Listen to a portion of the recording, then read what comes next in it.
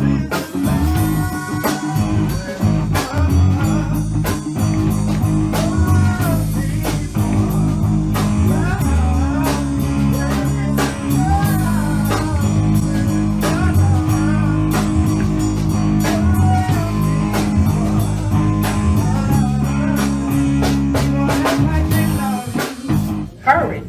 and the boldness that you gain after speaking affirmations over yourself. The more you hear it, the more you believe that it's true. And welcome to Premier Fitness. I'm Gene Williams, your yoga instructor, and I'm here to tell you about the benefits of yoga.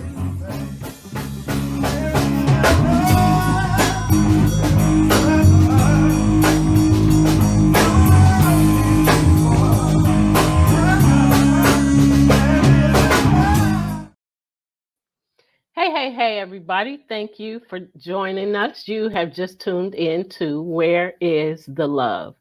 I am your host. I'm Stephanie Hawkenhall. Joining me is my co-host, my son, Gene Williams. Hello there. How are you? Hey, son. Talk a little more. Yeah. What's going on? Oh, man. Busy weekend. But we got a great show ahead, and I'm looking forward to it. Y'all got a show tonight? No. I'm saying the show. Yeah, well, you know. Oh, today. Our guest. All right, y'all. Last week we had Dally Rivera on our show, another bullying prevention advocate. And so we had a great conversation about bullying and the legalities of bullying and such. So today we have a guest. Thank you, Mark. Today we have a guest. Joining us is our guest, Caroline Markle Hammond. Hello. Thank you for having me. You're welcome. Thank you for coming. I love that red. Man, that's nice. Yeah, I do too. I moved in and it's such a great color, but I also know that sometimes with red, if you don't do it right, it doesn't look good. So I actually paid somebody to do one wall, but I thought it was way worth it. He charged me like $100, but I thought it's way worth it. I had visions of my streaks on the back. Right. Now, who did this? That was me. So one of the reasons red means a lot to me is because I found out that red means power. And so when you've been bullied by others and beat up and abused and mistreated so much, and you learn what you're experiencing and you choose to change it, okay, I don't want no more of that, then you have power to move forward in a better way. And so I have learned my color was purple for many years because it meant royalty. But in the last year or two, red, because I know what it means. Yeah. And so, Caroline, tell us a little bit about yourself. I didn't do a bio or anything. So tell us what you do. Tell us about yourself so they can get to know you. Sure. So I'm Caroline Markle Hammond. I actually have grown up in St. Louis for, the majority of my life. I moved to Kansas City about 13 years ago, and I've been in Kansas City ever since then, but my main career has been selling pharmaceuticals. So worked within the pharmaceutical sales industry, mainly in women's health, got to do training across the country with really smart people, got into oncology work, and also got into rare disease. Wow. And a couple of years ago, I decided I was leading one of the business units that made our highest revenue producing business unit. And a private equity firm came in and bought us and then dismantled everything. So all of a sudden I'm sitting there faced now without a job and decided that if I was going to really do what I wanted to do in my big kid wildest dreams, that I probably should really full time pursue what had always been a part-time passion for me, which was a nonprofit that I started called Safe in Harm's Way. And so I spent, probably 7 years, nights and weekends, oftentimes early into the morning working on both my full-time job and that. So this is nice for me to be able to just focus on what Safe and Harm's Way does. And we look at, if you take bullying to the nth degree and wrap it around intimate partner violence, that's what we work within. And then I have a for-purpose or for-profit company that works with companies and helps them set up their policy. That's called Epizon Strategy Solutions. Epizon is the Greek word for survivor. And so Epizon works with corporations to help them navigate how they treat their employees as a conscious leader, and then how they can develop programs that keep everybody safe when they're at work. That is awesome. It sure is. Yeah. Wow. That's amazing. Yeah, it's been a great ride. I bet. I love when, I mean, once you start telling your story, people will understand why what you just said is important, because you turned your tragedy into triumph. Mm-hmm. And that is amazing. And then not only that, you made it to where, you added different components to your business to make sure that your clients get absolutely everything they need. And that's wonderful. Yeah. That they don't have to go. They can just like a one-stop shop kind of thing. Yeah, we realized there were many ways in my own story that I very much won the lottery. Very many ways I did not. But one of the things, and we can get into this a little bit further, but one of the things that Safe and Harm's Way does that's different than any other nonprofit that works with intimate partner violence is that we are all online, because we know that abuse, really, the origins of it start off with isolation. Yeah. And people don't even realize that all of a sudden they're not hanging out with their friends. All of a sudden they're not hanging out with the family. So let's talk a little bit about that. That's a form of bullying. Yes. People pitting people against each other, Yes. working with one group to target another group. That's bullying. Yes. But what it sounds like in a relationship is an awful lot like love. So it starts off with, oh my gosh, I've missed you so much. Let's just stay home tonight. You know what? We've been running around crazy with the kids. Why don't we just not go out and do anything? And let's not let them have any friends over. Because Right. let's just be a family. And then Mhm. that morphs into, well, I don't want to do anything because your friends don't like me. And that morphs into, I don't really know who you're trying to hook up with when we go out. So Yeah. we're not going out. And then it morphs into, you can't because I don't know where you're going and what you're doing. And in fact, because I don't want to have to worry about it, you don't get to go anywhere. So it Yeah. morphs into this, all of a sudden started out as love. Right. And then what it does is go into, you can't hang out with people. And then the other side, the bully, so the abuser, will turn to friends and family and say, she talks up, I'm using the male and the female and male pronouns I'll use interchangeably. I also want to acknowledge that some people are a little bit more gender fluid, but I don't want the message to be lost because of the pronouns I use. So I do realize that this is experienced by both men, women, and people who are a little bit more gender fluid. But so, for example, it starts off with, your family talks to me all the time about how much they hate you.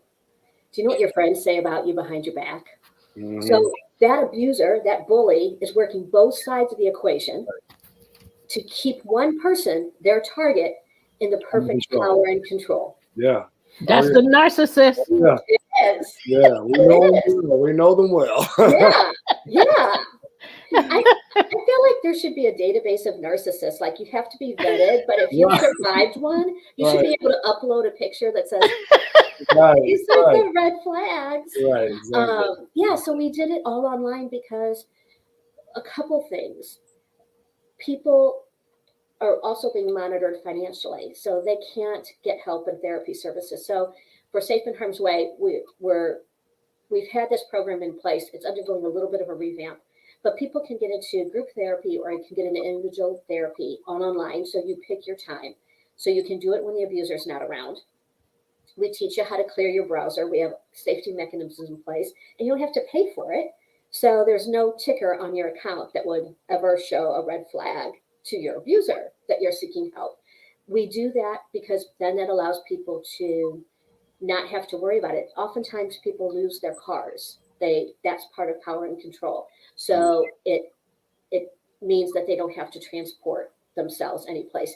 And because we really work hard to completely address the economic disparities that historically marginalized people experience, and that has to do with transportation and mobility. So when we put things online, then people can access it whenever they have those intimate, quiet 2 a.m. moments that they can find the solutions they need for themselves and for their children and their pets. Yeah, that is beautiful. Yeah. Beautiful. Yeah. So go ahead, Caroline. Well, I was looking, Mark put a comment in there, and he says a friend of mine calls it otherism, and particularly in the political and race class lanes. Yep, but can be used in other relationships as well. Yeah, it's really those other people, and it can be a nameless, faceless other. It's Yeah. just making up More whatever. other people. Exactly, exactly. So it starts out in so many ways looking like love. And Yes. that's where we start at Safe in Harm's Way. You will never, ever, ever at safeinharmsway.org, you will never see a bruised, battered, cowering person. You will never see ugliness because people deflect from that. Mm-hmm. Doesn't matter if they are hiding a turtleneck in the middle of July so that no one sees the marks on their neck. They will still other. That happens to other people. That doesn't happen to me, even if they're covered in their own bruises. Yeah. So we work with art, beauty, poetry. We have amazing humans who take their time and talent with us, develop our programs and our campaigns so that we can attract people in like, what is that? And then we have links on the back end that give people everything that they need. I'm going to start putting some links in the chat so people can find us. But it allows people to have the epiphany moment where they realize that what they're dealing with is the worst form of bullying. Yeah. And that's also our intention, is just to have those quiet moments where people can recognize what they're living in. But what we started doing last year is taking all our content, tweaking it just a little bit, and teaching friends, family, and coworkers how to show up for someone they fear is being abused, or they outright witness the abuse. And so that's where Safe in Harm's Way comes in perfectly as well with beauty and art, because they don't have to say anything but, oh my gosh, I found this website. They had a great article on meditation. Because in our articles on meditation are going to be, you know what it feels like in your body when you don't have a healthy relationship? It feels like this. And this red flag of feeling is actually abuse. So we kind of sneak around in the back so that people can find out in a really organic way that light bulb moment that says, oh, I don't think this relationship is good. Mm-hmm. So that's kind of how we approach it. That's actually very clever. That's very clever. Yeah. Very clever. I want to go ahead and see if you have any questions. I'm going to start popping some things in links as well. Okay. So when you were just talking about how you kind of slide them into it, people sometimes don't receive or won't receive information from others, but if they actually see it with their own eyes, then they're more apt to believe it and receive it. Yes. Exactly. It's more acceptable to them. Jean, what did you want to say? Yeah. So again, what you do is so amazing, and I'm glad that you have that platform. We've all experienced the isolation and triangulation and all that good stuff. So having everything online, so it's easy access, and the safeguards that you use to erase their searches and things of that nature, like that's very clever. Like, because people do hover over you like that and watch every single move you make.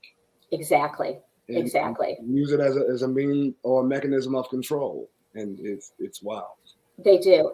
That's the thing that's so interesting for this whole evolution, because how it evolved was basically taking my own journey and realizing I never would have identified as being abused. Never, not ever.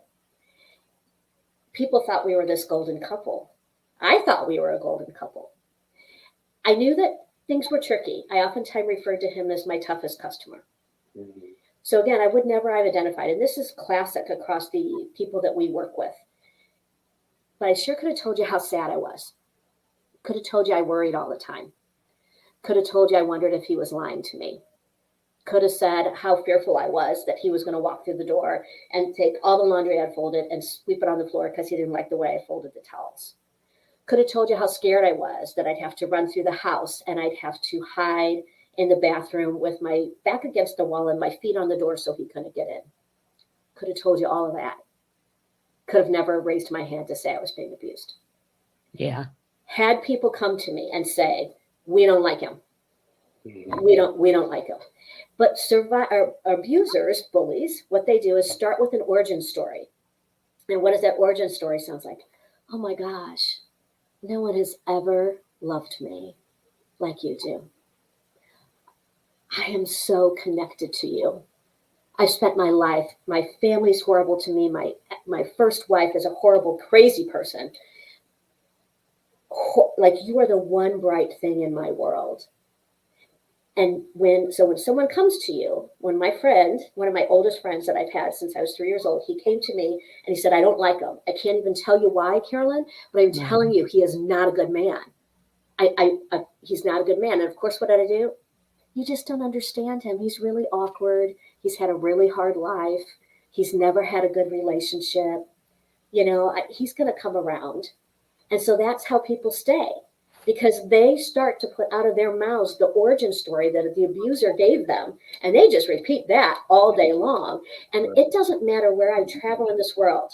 I've been into Italy. I've worked in Africa. I've worked in the UK. People surviving abuse to the person are fiercely intelligent, highly empathetic. They do not quit, and they always win. So they stay, because we're going to figure it out. I'm going to be the one that can change everything. He's apologized. She's apologized. It's going to stop. And then it happens again. Well, it was a really bad day. They're going to stop. Yeah. Then it happens again. So it's this evolution where in my own journey, I realized that I didn't identify as that, but I could tell you my feelings. I realized I never would have left because I was repeating that origin story. So we have to talk about, how did that make people feel? How does that make people feel? We had to talk about how to craft an escape plan, not just leave in the middle of the night. I mean, by all means, if you have to flee in the middle of the night because everybody's being harmed, then do it. But actually, you can craft an escape plan. So we took all those things and I started to write about those. And then what I did was weigh that against where I didn't win the lottery. Because the reason, and I'm going to throw up an 800 number in here right quick. So this 800 number is for RAID, which is the national number for people who have survived sexual assault. And that's for RAIN. And you can look up RAIN online as well. And RAIN also, the reason I'm doing this, has a site specifically designed for men. So I wanted to put that in, a little bit of a trigger warning. I'm about to talk about some significant sexual abuse. And so if this is something you've experienced, or it's going to be something that maybe bothers people, a listener or viewer, walk away. You don't need to listen to this part. But you also have a resource with an 800 number in the RAIN services that will allow you to get some information and help if you've never reached it before. That's the other thing that we know is if people carry with them things that they would never, ever speak out loud until they hear somebody else speak out loud. Right. And then they find the help they need. So I'm also going to put another one in here. And this is the Trevor Project. The Trevor Project is for people within the queer community who need assistance facing abuse. And then the number for anyone to call, which is the hotline number, is, I never remember, so I have to look at it. I put it on my Post-it notes. But this is the number that's available 24/7. And it's not, there we go. 24/7 sign language, 142 languages. Wow. That you can talk to somebody. So I put those up there. So I was 4 weeks away from marrying this person. And one night he left his computer open. And what I discovered is that he belonged to a group in Kansas City. Now think about this a minute.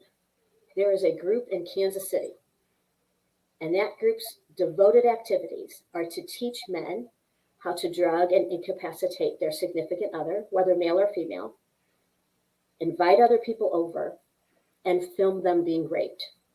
Oh, Wow. I discovered that there was years of his belonging to this group. I discovered wow. that there were nights I didn't know happened. I discovered that while he presented to me as a monogamous heterosexual, he was anything but monogamous and anything but heterosexual. When I traveled for work, he'd have people into our home, strangers that he met on the internet. Oh my gosh. When I got home from traveling, it looked a lot like love. And he'd say, "Oh my gosh, you've been gone. I miss you. Get dressed up. I'm going to take you out to our favorite steak restaurant. We're going to have a great dinner. Get dressed up. I'm going to treat. Let's go." And what I would find out on his open computer is that he would have contacted 4 or 5 other men for this group. Those men would be stationed around the restaurant to check me out. Every email he sent started with, "My girlfriend has no idea I'm doing this to her," and ended with, "I will facilitate what can be done to her." Oh my gosh. So, yeah. And I believe the kids and I, one of the ways I won the lottery, after I just told you very much how I did not win the lottery, one of the ways I did win the lottery is we did not share children together. So my kids and I, when we talk about this part of our life, it seemed as if a bus just came out of nowhere, ran us all over, went in reverse, ran us all over again. It just felt like it just was a continual thing because we just kept getting hit with more and more information, more and more people coming forward, more and more things we found out about his history, more and more things. So every time we felt like we had our act together, another bus would come and just tear us out from under our feet. So that discovery could have sent me fleeing in the middle of the night. And I believe God had all of our favorite people, including our pets, on a big sunny porch of heaven. And they all, because I can't explain what happened next. I can't explain it, except I heard this voice just whisper in my ear, "Shh, be quiet. Just be quiet." And so had I lost my mind, I can guarantee you what would have happened. He would have gone, I knew you were going to be upset about this. Like, now we're going to have to talk about how upset you are, aren't we, Carolyn? We're going to have this conversation that you're mad that I did this. I mean, it would have been twisted and turned on me in any manner of ways, right? So I went stealth. I started gathering my friends and family. This is where friends and family come into play. Not one of them did they say, even in the emotions, like, wouldn't that, if Stephanie, if you and I were friends for 30 years and I called you and I said, "Hey, this has happened to me," it sounds insane. You could have gone, "Are you sure? Are you sure? That sounds kind of crazy." Not one person called me crazy. Not one friend, not one family member. They said, "What do you need and where do we need to go?" Right. And Good. that you start by believing. You start by believing. That's how you show up as a friend, family, or coworker. So I started to plan my escape, and it took me about 10 days to 2 weeks to plan my escape. And it took me about 6 months to implement. And that entire time, I had to make sure I did not eat anything in our home. I had to make sure I didn't drink anything in our home. I didn't take any food or drink that he would offer me because I did not know how he was getting drugs into my system. Right. So I'm going to pause right there and emphasize that there are some things here, these numbers that people can call. They're in the chat. So just in case you're listening and you're not seeing the chat, the RAIN number is 1-800-656-4673. Repeat it, please. Sure. 800-656-4673. Thank you. They deal with sexual assault for both men and women. I'm going to give you there is this form of abuse of what I experienced. Anytime I don't do a podcast, I've done probably about 40 to 50 hours of being a podcast guest. I get a ton of email from people going, oh, wow, this makes sense of my life now.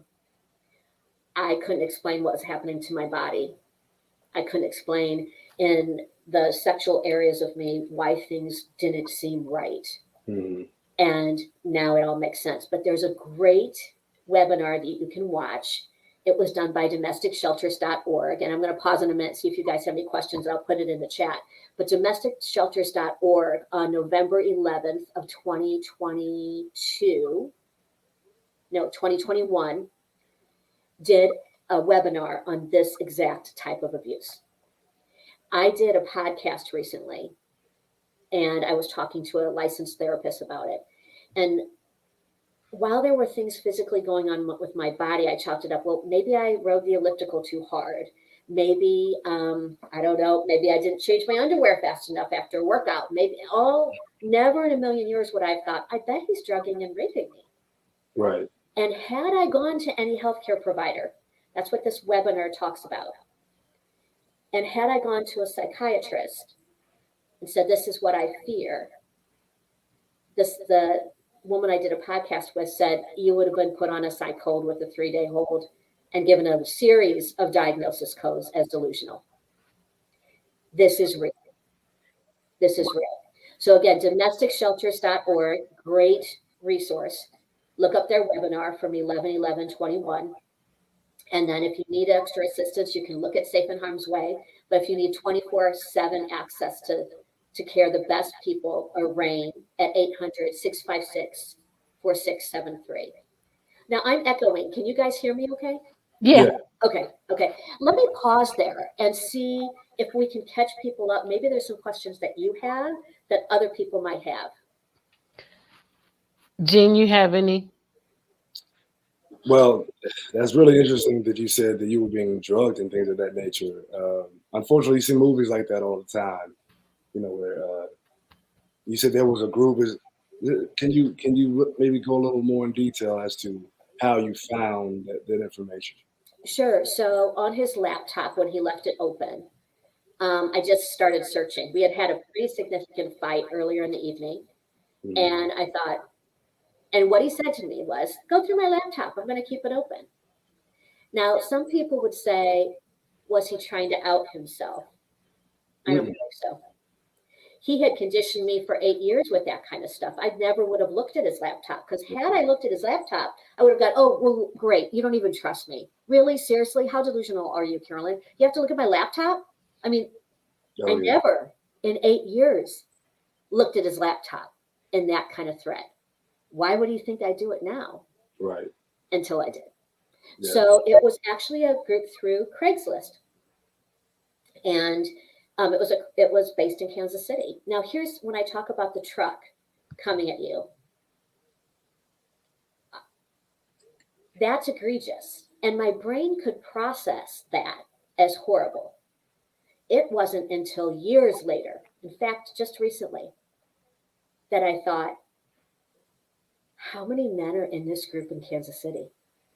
Like that, your brain, the beauty of your brain during significant trauma is that it only allows you to get teensy bits of information, because mainly what it's doing is making sure that you're alive. Are you breathing? Are you eating? And safe, yeah. Are you safe?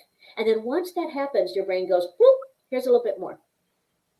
Here's a little bit more. Or you get random Facebook messages with pictures from people who say, hey, think you should know that your boyfriend does this on the weekends when you're gone. So it was information like that kept coming. And the reason that it took me that long, and I'll be writing about this is I've only mentioned it on one other podcast, but I just recently met a detective, sex crimes detective, and he prosecutes really difficult cases. So he was giving case study after case study. And after the conference, I went up to him. I said, so case number 4, That'd be just what I lived through. And he was like, what? So I said, look, we can talk about it, or I can just give you the podcast that probably discusses this most. Give me a call. And so he called me a week later. He said, how much time do you have? I just listened to your podcast. So he came to me and he said, Carolyn, when you went to the police, I live in Lee Summit. When you went to the Lee Summit police station, how much time did they spend to you when you showed them all the evidence? Because I had all of it printed out. I said, less than 15 minutes. He said, what did they tell you? And I said, they told me that I didn't have any physical evidence and that the statute of limitations had been too far gone between the last instance I found on his computer. Now, I don't know what other, there could be more, but what I found on his computer, and again, this was 3:00 in the morning. It could have been in there. I was grabbing as much as I could. Right. I could have missed it, but they all said it was too late. He said, Carolyn, I've convicted people on less evidence than what you have. And I'll tell you that when drugs are used to incapacitate someone and sexually assault them, there is no statute of limitations. Really? You could decide whenever you want to press charges. At the time, with everything that I found, I did get a contact with the FBI. He was looking to see, could they find, if they could have found where he was doing this for money or for trade, like trading me for something else. Right. He had 32 counts of interstate sex trafficking. Wow. They could not find a money trail. So it either means he was hiding it very much bigger than they could have thought, or he was just doing this because that's what he loved. You're right. So think about that. Should I choose to pursue charges? 32 potentially, rape 1, felony charges. So I'm going to let that, if I don't have a timeline, I'm going to let that percolate in my body. I'm going to write about it. I'm going to go to therapy about it. I'm going to see if I want to. My life is amazing. My life is amazing. And as we see in the news, when people step forward and raise their hand and say, this happened to me, they are vilified, they are stalked, they are harassed. You have people who write support letters for the rapist. I would be exposing myself to all that. So I'm going to write about it. I'm going to document the process. And whatever I decide at the end, I'll document that as well.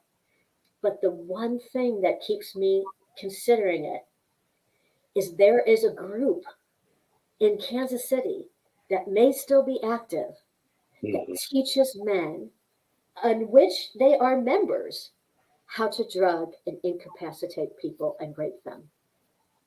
And that's not something crazy that I could even process in my brain about all of the other people who are experiencing this and don't have an explanation as to why something happening in their body, except it's this. So I'll be documenting it. We'll decide. As I said, life is great.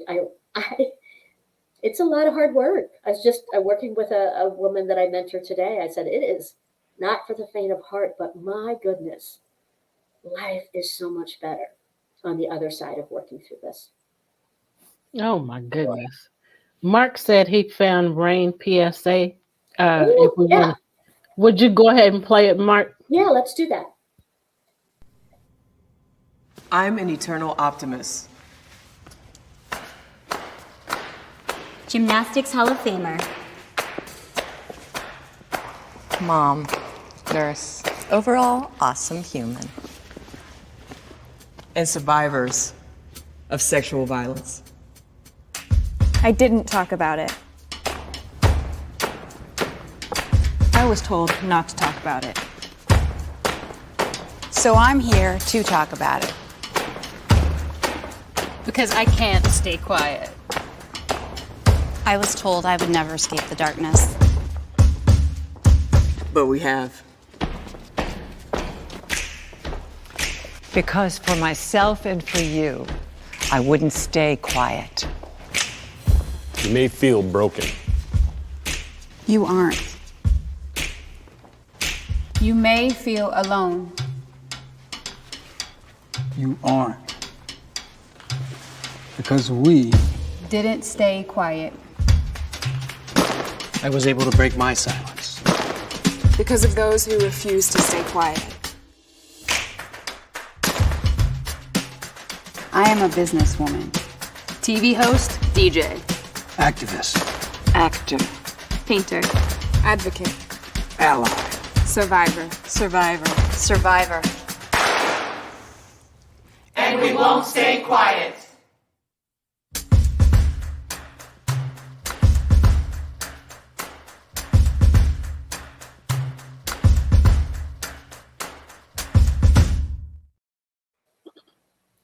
Yeah, That was cool. yeah, absolutely. That was cool.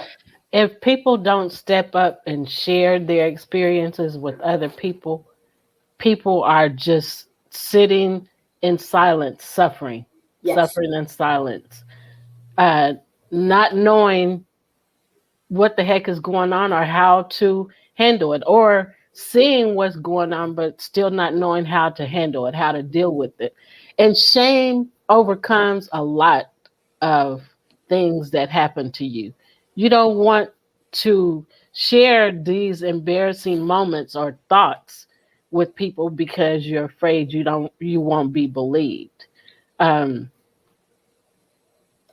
It's just crazy. So I don't want you to tell his job position unless you want to. But what I do want you to tell is that he is in a high job position, and how that, how that looked or how that felt, because people in power take their power to other levels and do things like what he was doing and worse.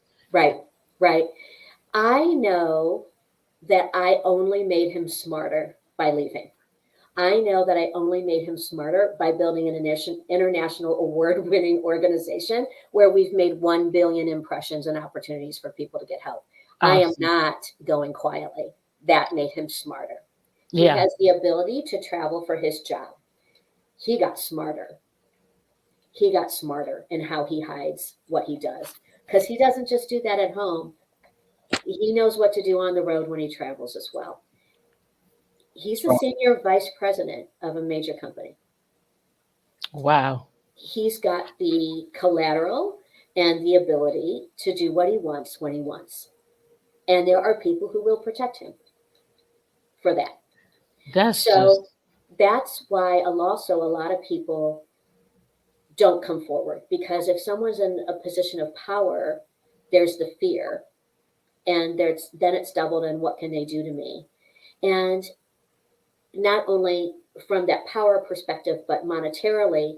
And that's where I won the lottery. Not having to share children with him, won the lottery.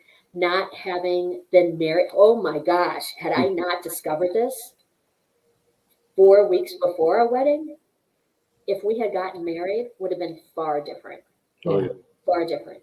So all of those things were ways that I won the lottery. And that's the talking about it is why it's so vital, because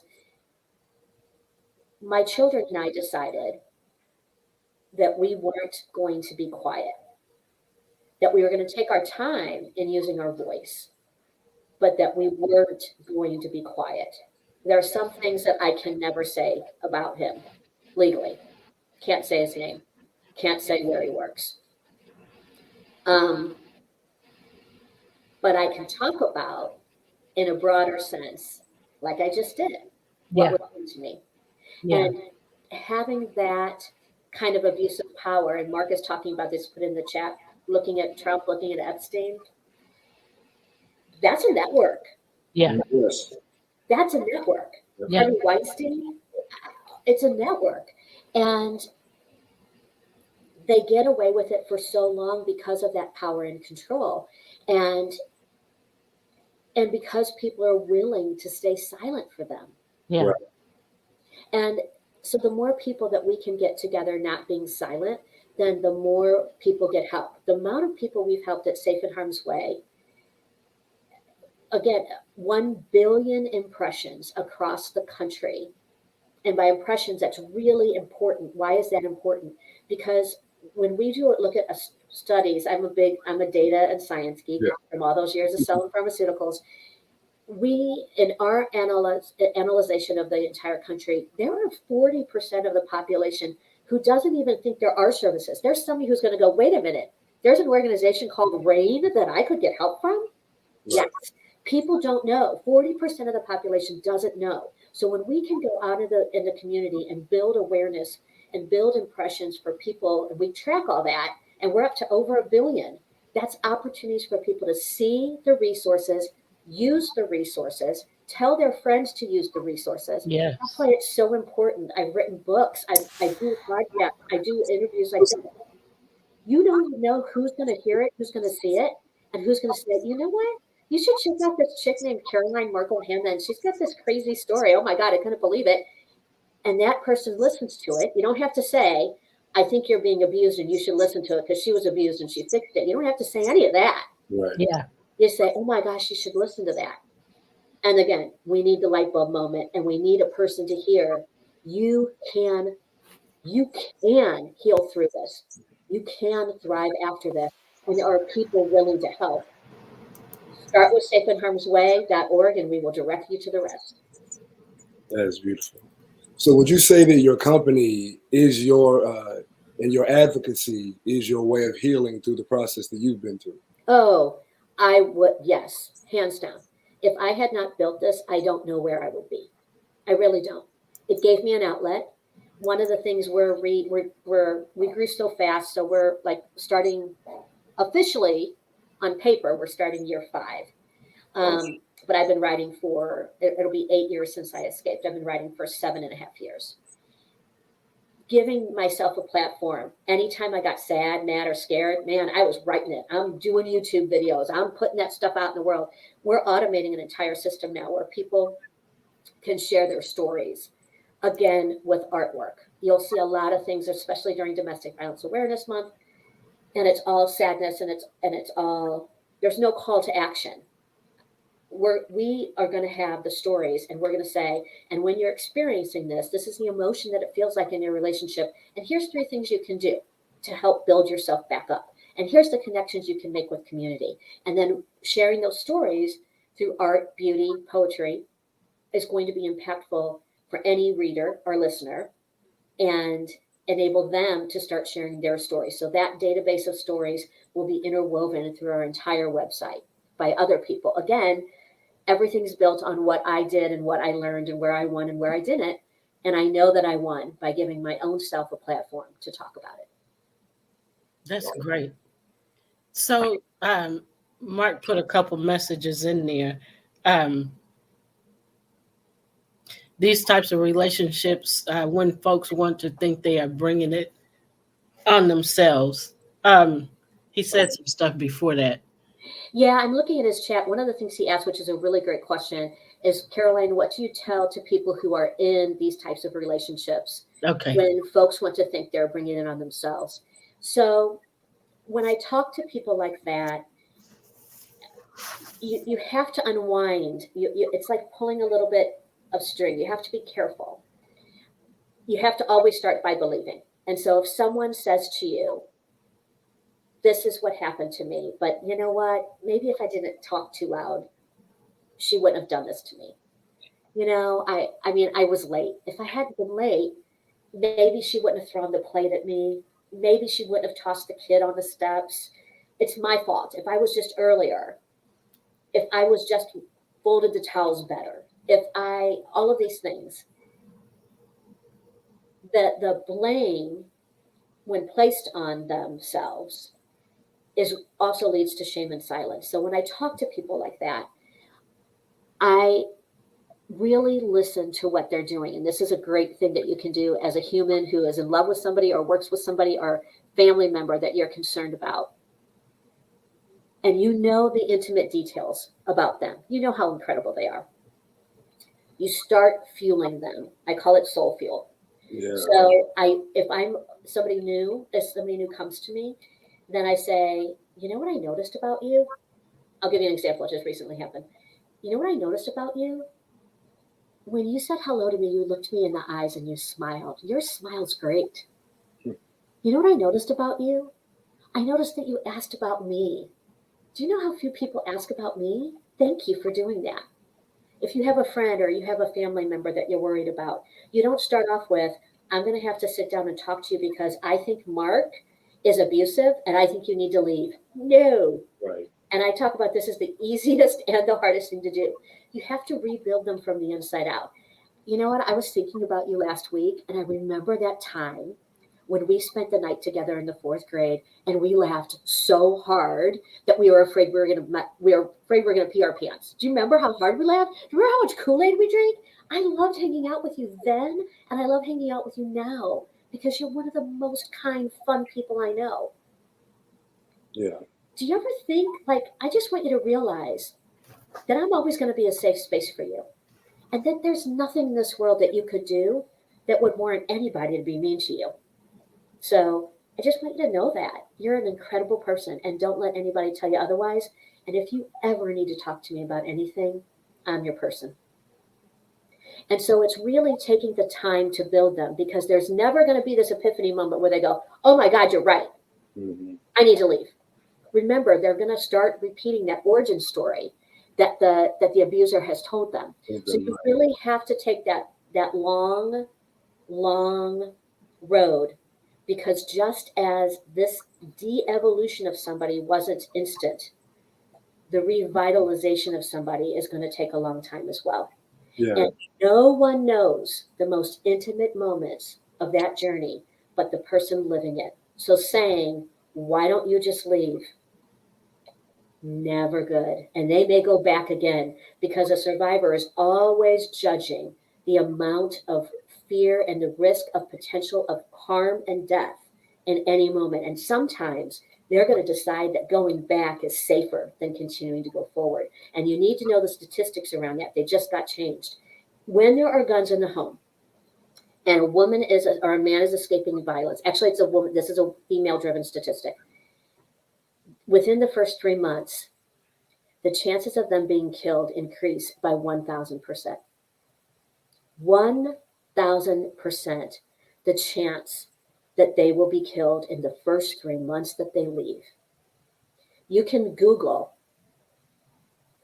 563 mass shootings in the United States. Every single one of them has a tie to domestic violence. Wow. It is the number one way that police officers are killed in the line of duty. And domestic violence is the number one way that women who are pregnant die in the United States, at 2 times the rates of blood problems or placenta problems. We've got a problem. Oh, yeah. We got a massive problem.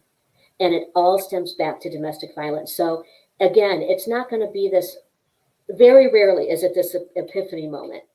It's a slow fueling of someone to say, this, you are a great person. And a generalized, you know what, remember how we always used to stand up for Tracy in the 7th grade when everybody picked on her and she was being bullied? Do you remember how we did that?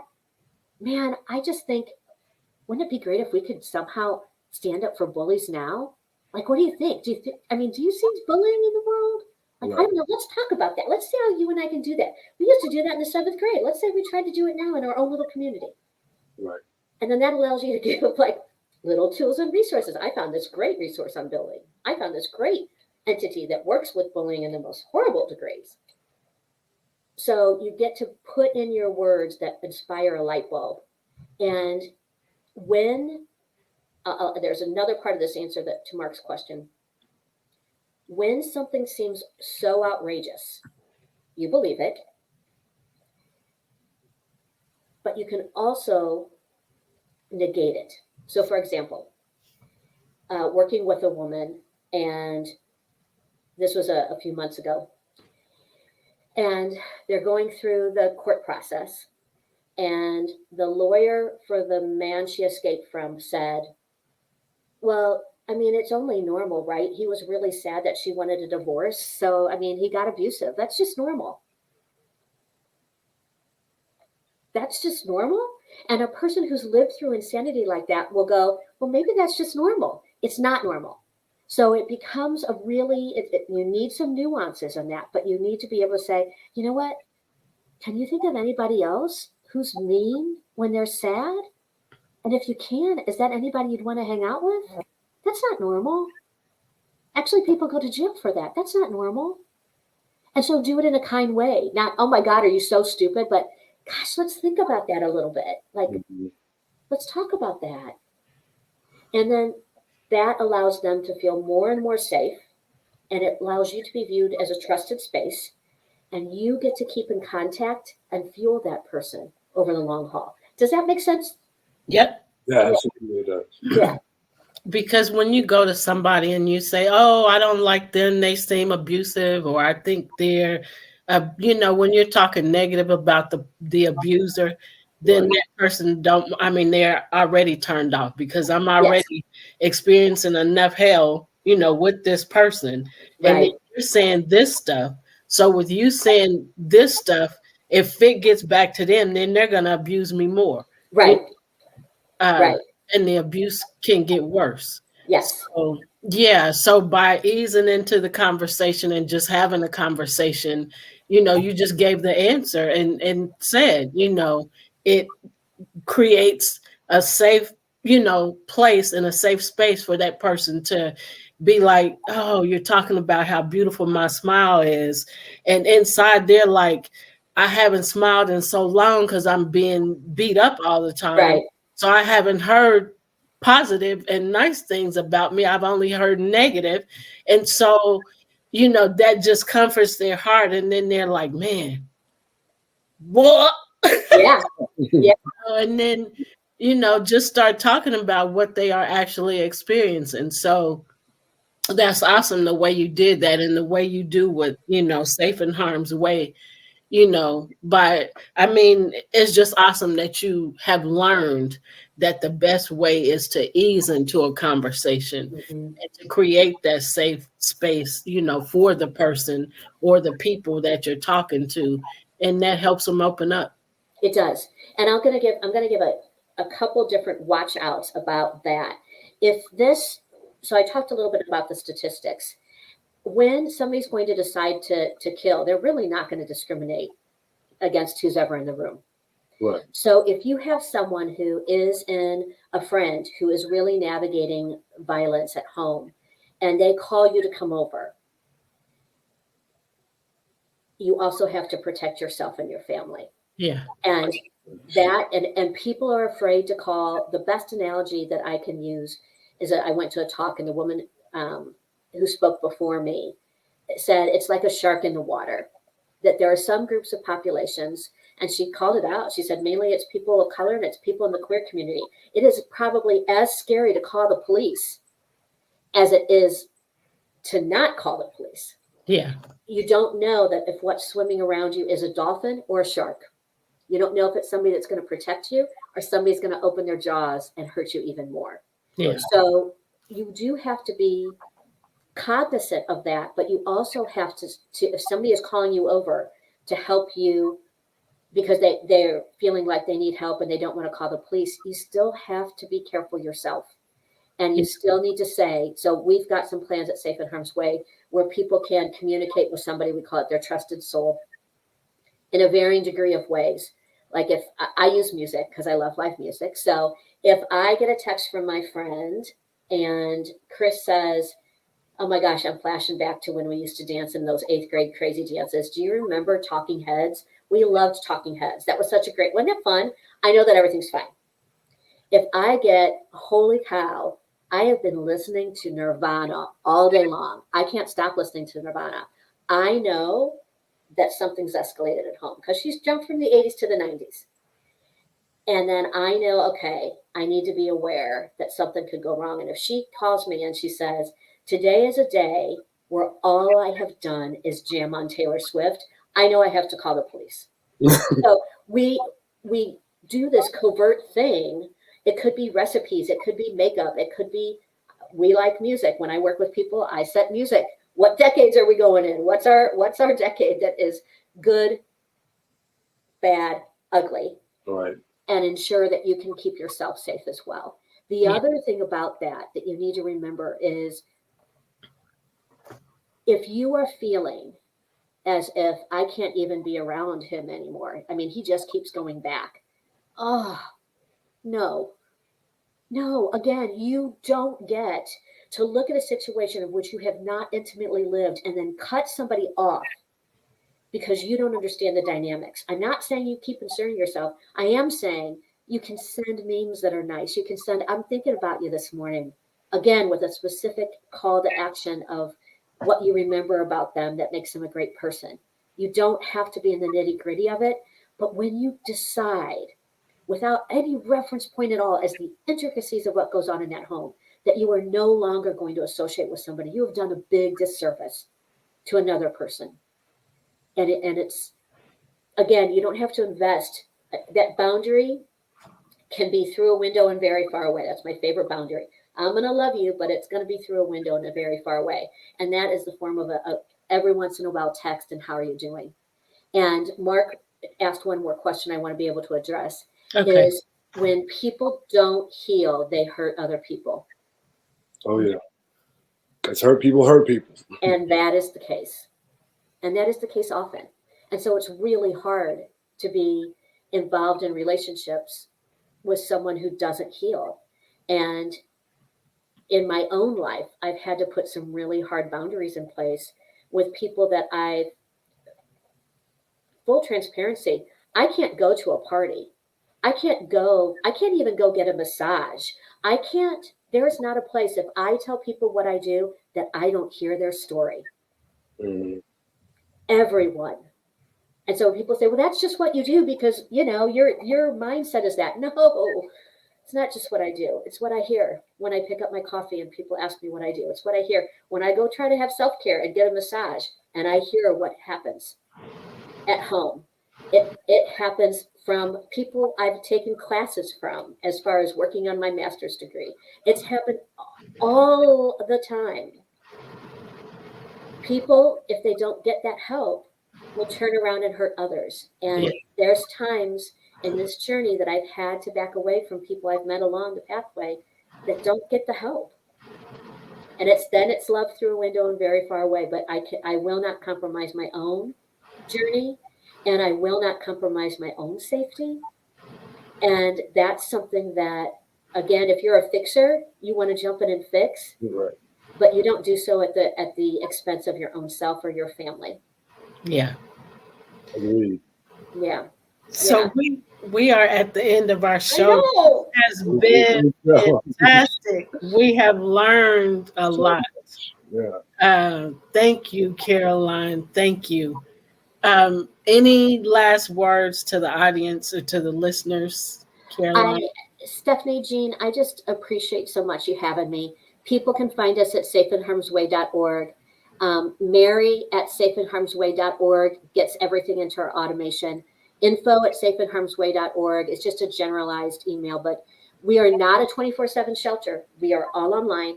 So you can reach out to us and you can go to safeandharmsway.org for all our services and find how to get into, as we revamp our therapy into different sessions, we'll be building that out more, but plenty of opportunity to connect and to find our resources. We're on Facebook, Instagram, LinkedIn, so you can find us all there as well at Safe in Harm's Way.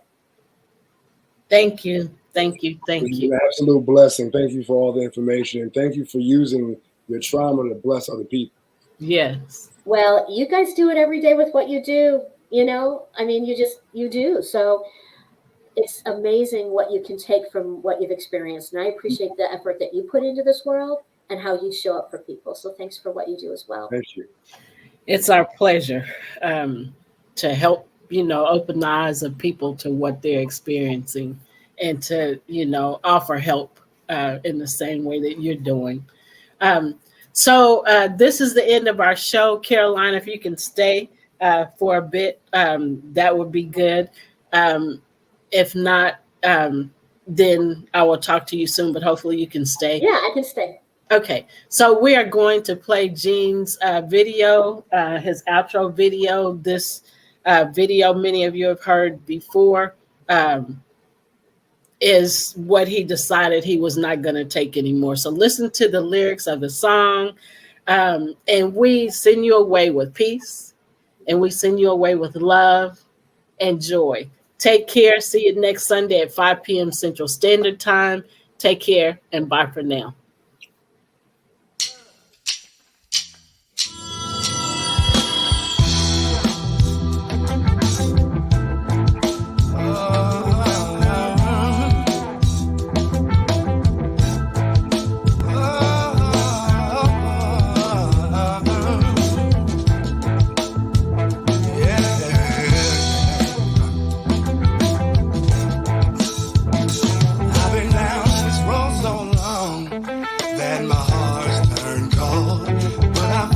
myself warming up as the days go on.